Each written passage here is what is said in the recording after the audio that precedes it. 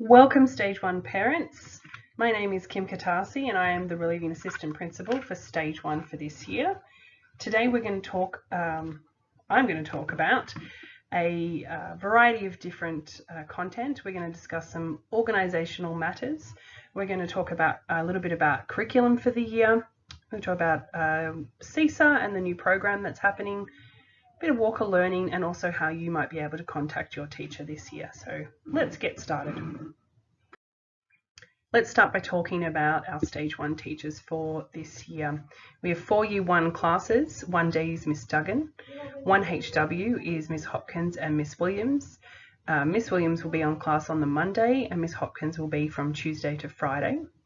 1K will be myself and 1S is Miss Smith. For our Year 2 classes, we have 3 this year, and that is 2K is Mr. Kinslaw, 2M is Mrs. Me, and 2S is Miss Sapsford. To support us with our learning for the year, we also have a bunch of amazing teachers who'll be assisting us. Most specifically, Mr. Smith will be looking after our ICT as one of our relief from face-to-face teaching subjects. He'll be looking at a whole range of technology with the kids this year, B-bots, dash and dots, and also some computer skills as well.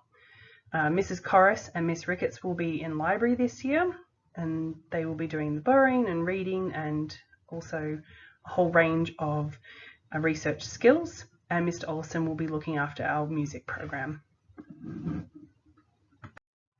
Let's talk about some organisational matters. So school starts at 9 AM and finishes at 3 PM. If your child arrives before 8:30 AM in the morning, we'll ask them to sit down in the playground until there is a teacher on duty. Once that 8:30 time comes around, the children are free to move around as there is now a teacher on duty. If your child is at before school care, USH or task, they will be released after 8:30 when there's a teacher on duty. In the afternoons, with COVID in place at the moment, children are getting picked up from a whole different variety of gates at the moment. Please make sure that your child knows where they are getting picked up each afternoon. Helps just to ease them through the day. They're sure what they're doing. I know that sometimes things happen, plans change, different people are picking up children. Please let us know via Seesaw or call the school to let them know that there is a change so that we can relay that to your child. In normal circumstances where parents are allowed on site, if there is a different person picking up your child that we may not be aware of, the class teacher may not be aware of, please make sure that you message the classroom teacher to let them know that there has been a change or someone else is picking them up so that we are aware too. Punctuality. Please make sure your child is at school before 9 AM. It's really important for their routines and to settle them into the day so that they don't miss out on key information for the morning.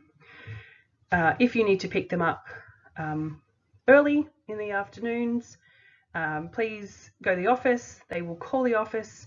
The office will call the teachers, and the teachers will pack up your child and send them to the office so that you can get to your medical appointments or whatever it is that you might need to. I should mention, if you are late in the morning, please make sure that you go through the office to make sure that your child is marked off. Otherwise, you may receive a message through the parent portal to say that your child is absent. It is a legal requirement that we are able to, parents need to be able to justify all absences to the school. So please make sure that is done also. Absent notes. If your child is away for any reason at all, please, there are a multitude of ways that you can send absent notes now through the school. You can send a message through Seesaw straight to your teacher. You can send an email through to the office. You can send an old paper note handed to the teacher, totally acceptable. You can tell the teacher verbally if you happen to catch them at the gates. However, we have a lot on our minds and it may slip in the afternoons or the mornings when it's quite busy. So it's best if it is in writing. And of course, the new central parent portal will also send out absent notes too, which you can respond to. If you are taking any extended leave, lucky you, first and foremost. I know it's very difficult to travel at the moment, but please see the office. and if it's for an extended period of time, they will ask you to fill out some forms. So please see the office around that. Permission notes and money. Over the year, there may be permission notes required for excursion things, activities that we might like the children to be a part of. Some of those notes should be coming out through Central Portal. And if you would like to pay in cash, there is a money box in the office where you can drop money off or leave it at the office. Please do not give any money to teachers, as we're not responsible for that. Let's keep talking about organisation. So as I mentioned, there are lots of different ways that you can get in contact with your class teacher or someone in the school.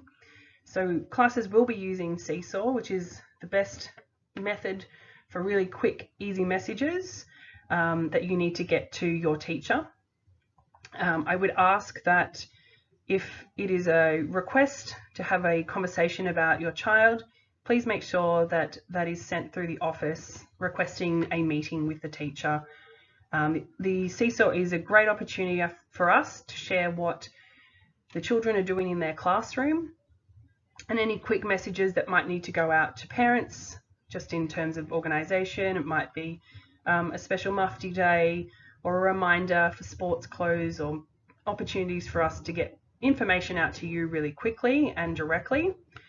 It's not an opportunity for discussions about your child's progress. So please put those into emails and to the office, and the teacher will contact you to organise a meeting. Central Parent Portal, lots of information coming out through there, calendars, absent notes, all sorts of information. So please make sure that you're signed up to that, and if you're having difficulty, the office will be able to help you to sign you up. We have the school Facebook page. We also have the school YouTube account, which you should be viewing this through, so you know about that already. And also we have our Walker at Wilkins Instagram account. You might like to join, and you might get the opportunity to see your child doing some activities. Of course, we follow all privacy regulations to make sure that your children are not identified for safety. Food and drink for the day. Please make sure that your child has their crunch and sip in the morning, that they have a water bottle, particularly important at the moment. It's getting really hot, and the bubblers are in action at the moment. We want to keep it that way. So please, for hydration, their lunch and their recess. You can make lunch orders through Flexi School's account. If your child's having a lunch order, please make sure that they know that they're getting a lunch order, so that there's no confusion when it comes to lunchtime and we're not chasing around trying to make them food, etc. Home reading and home tasks. So this year we will be using Whooshka, the same as we did last year during COVID, but we will also have the opportunity, or the offer, for you to use the paper home readers also. We are using Whooshka and supplying it this year because we would like to use it in our classrooms, in our guided reading groups, and we can use the platform for both home reading and for classrooms. Each class will be independent with their home tasks. So some children might receive some additional sight words, they might receive some additional phonic work. That will be on an individual basis, and your class teacher should be able to give you more information on that. Also, we'll be using Mathletics as well as an optional choice for you to practice some maths with your child at home. We don't ask for very much homework to be completed. In actual fact, most research suggests that the impact of homework has very little effect. So these are all optional tasks for you to do, but we do strongly recommend the home reading every single night. Sick bay. If your child has had an accident during the day, please ask them to see a teacher first. I know it's very easy for them just to pop on up to sick bay during a lunchtime or recess, but with some 550 students, it gets very crowded and congested with very small matters that can be dealt with a teacher with a band-aid, a drink of water, etc. If it is something very serious, a teacher will direct them straight to sick bay. So please ask them to see a teacher first. It's really important that the teachers are aware, and we will document those situations if they require serious attention.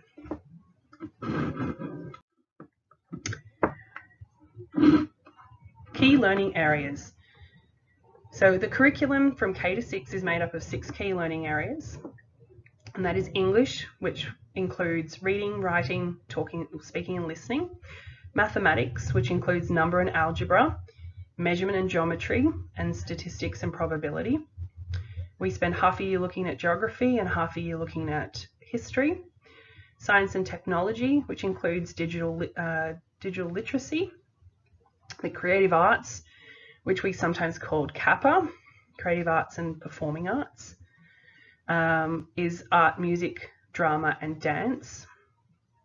We also have personal development, health and physical education, or PDHPE. Inside PDHPE we also do dance, but it's a different form of dance from the creative arts dance. And on top of that, as I mentioned before, we also have library, we have EALD, which is English as an additional language or dialect, and learning support. I'm going to talk a little bit more about our curriculum for stage 1 going forward this year. Let's have a look at our year overview for year 1 and year 2 this year. For our 4 English units, we use quality literature across all of these areas to explore the different topics. So in term 1 we look at caring and friendship, and we use a variety of beautiful books that explore that concept. In term 2 we look at poetry devices and how they might be used and how that helps us to express ourselves through writing. Term 3 we link our English unit with our science unit, which is the living world, and it's about how we can understand and care for our environment. And then in term 4 we make connections with the transport that we use and connections that we have with our journeys that we make through our lives.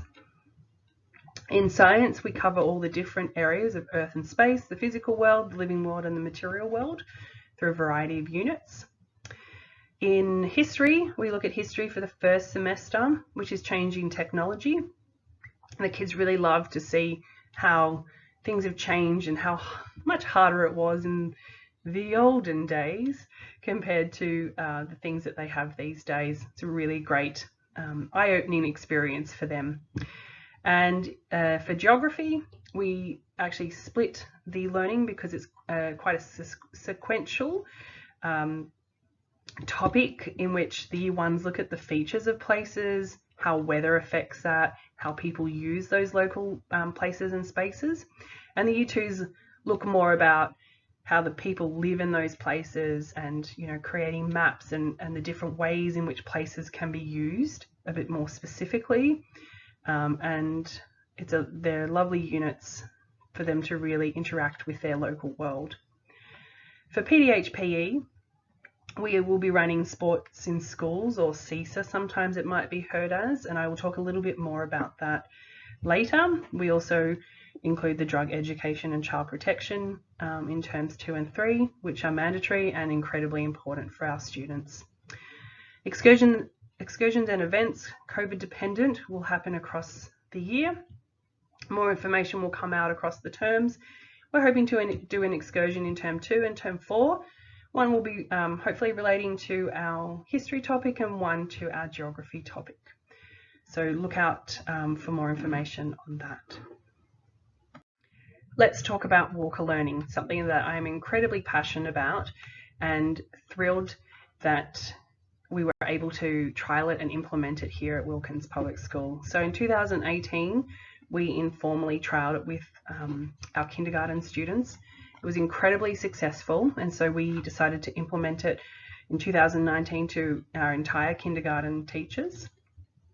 It has been incredibly successful for our students, both cognitively, physically, spiritually, emotionally. We're so proud of the results that we are and the data that we are collecting from our children already, and the success that it's been. We've been able to move it last year into year 1, and this year we're so proud to move it into year 2. Play is very, very dear to my heart. It is something that I'm incredibly passionate about, and I'm so proud that we have such amazing educators here that are also so enthusiastic and understand the benefits that play brings for children and how important it is. Walker learning is actually a evidence-based practice. There is lots and lots of research around play. This method has been developed over many, many years. It is not as simple as free play.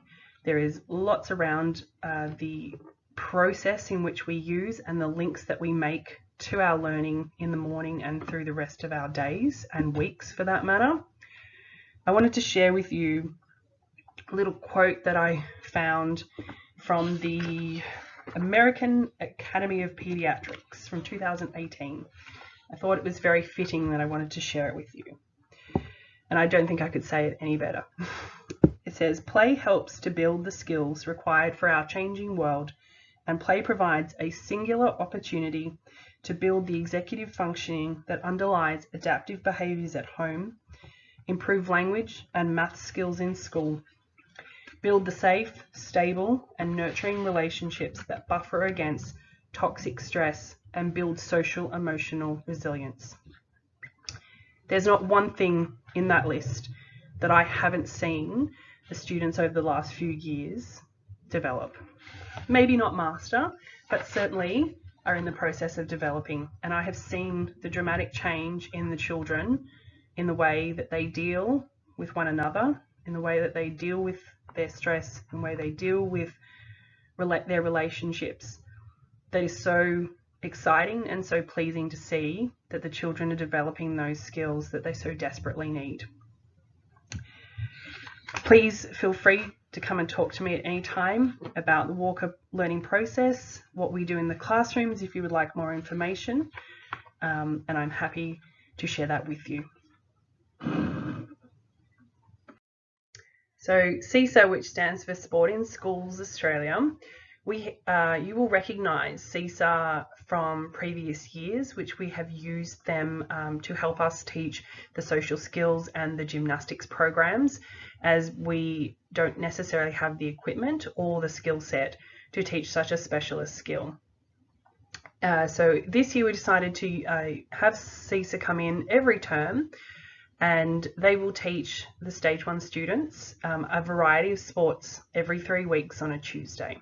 These CSA teachers are qualified sports teachers, which means they're able to provide the best information and skill set to our children to make sure that they are doing the right thing to protect their bodies. And some of the sports that might occur over the terms might be in gymnastics, some fundamental movement skills, some dance, which is a different kind of dance to the kappa that I mentioned before, the social skills. They'll do athletics preparation. They also come in to run our athletics carnival later in the year, and they run through all those skills and they get them prepared for all of those activities in advance. We're very fortunate to have it this year, running across the year. Our students are in very capable hands, and this gives us, the teachers, an opportunity to meet every 3 weeks, to set goals for our students, to look at the data and really get into deep quality conversations about your children and where to next for your students. So we're really excited that we're able to provide this program for both students and for the teachers, so that we're covering all of our bases and making sure that your children are getting the very best education that they can. In addition to this, class and stage sport, maybe class, maybe stage, depending on the classroom teacher. This will still happen every week, and more information will come in your class teacher slides, which will come through your Seesaw. So please look out for that also. Please, as I said before, if you have any concerns about your child, organise a time to see your teacher. This can be done through the office via phone or via email. If you do send an email, please put your teacher's name as the subject heading. It just makes it really quick and easy for the office to be able to forward that to the teacher straight away and get that meeting set up as soon as possible. I want to thank you all for following me on that little stage 1 journey today. I appreciate the time that you've given to listen to all that information. The stage 1 teachers will be releasing information that is about their classroom directly through their Seesaw classrooms. So please look out for that information. There'll be things about timetables, about the teacher, things that they might like for their classroom going forward this year. So please keep an eye out for that. If there are any stage related matters or issues, please don't hesitate to contact me, and you can do that through the school email address also. One final thing I missed during the food and drink, just a reminder that we are a nut aware school. We are not a nut free school, but we do have many students with nut allergies. So please, where possible, please don't pack foods with nuts inside them. Really appreciate your support in that matter. Have a great year, and I look forward to meeting each and every one of you. Please come and say hi to me if you see me at the playground or at the gates in the afternoon. I hope it's an excellent 2021 for everyone. Thanks.